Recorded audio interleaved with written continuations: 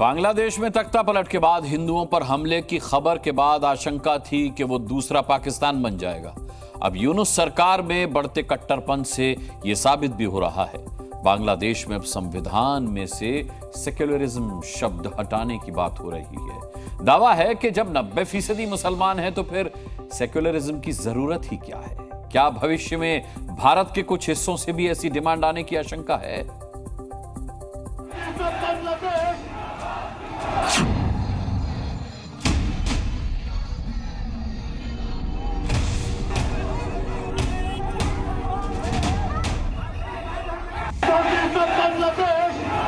बांग्लादेश में 90% मुसलमान तो कट्टरपंथ ही चलेगा।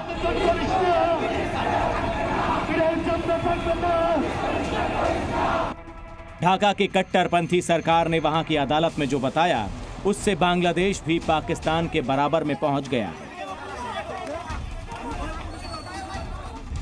बांग्लादेश के अटॉर्नी जनरल मोहम्मद असदुज्जमा ने हाई कोर्ट में बताया है कि उनके मुल्क को सेकुलरिज्म की कोई जरूरत नहीं है।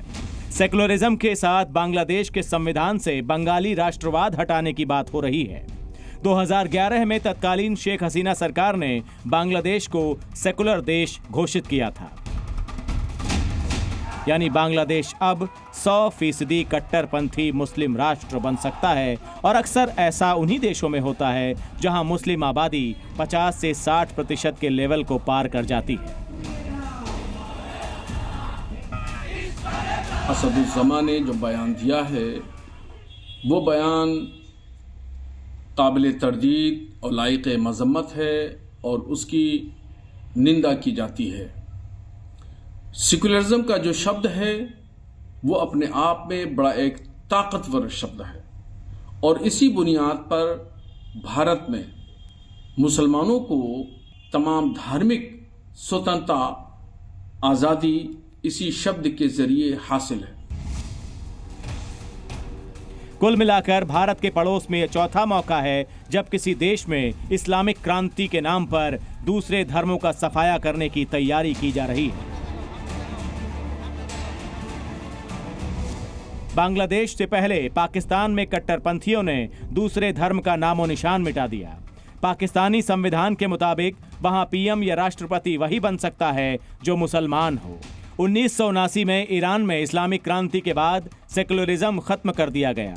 अफगानिस्तान में 1996 में तालिबान के आते ही शरिया यानी इस्लामिक कानून लागू कर दिया गया था।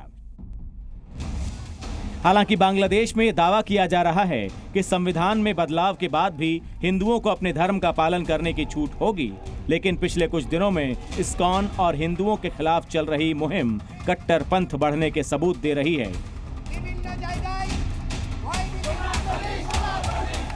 यानी बांग्लादेशी हिंदुओं के दी एंड की उल्टी गिनती शुरू हो चुकी है।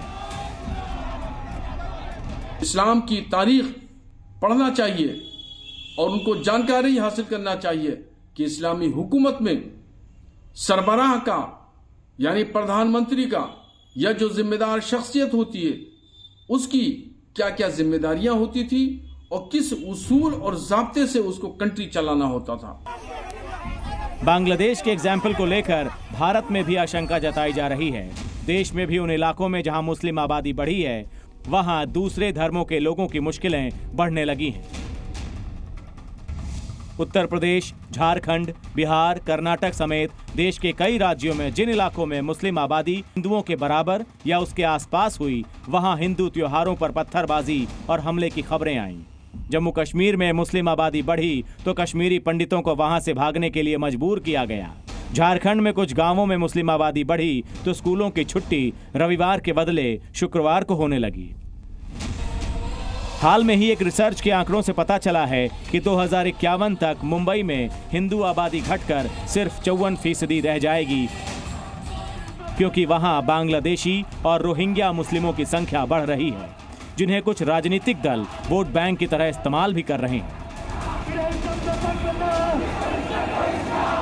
मतलब साफ है, बांग्लादेश में सेकुलरिज्म हटाने को सिर्फ एक संयोग ना माना जाए। ऐसे प्रयोग दुनिया के कई देशों में हो चुके हैं, और अगर भारत अलर्ट नहीं हुआ तो यहाँ के कुछ इलाकों से भी ऐसी मांग उठ सकती है। ब्यूरो रिपोर्ट, जी मीडिया।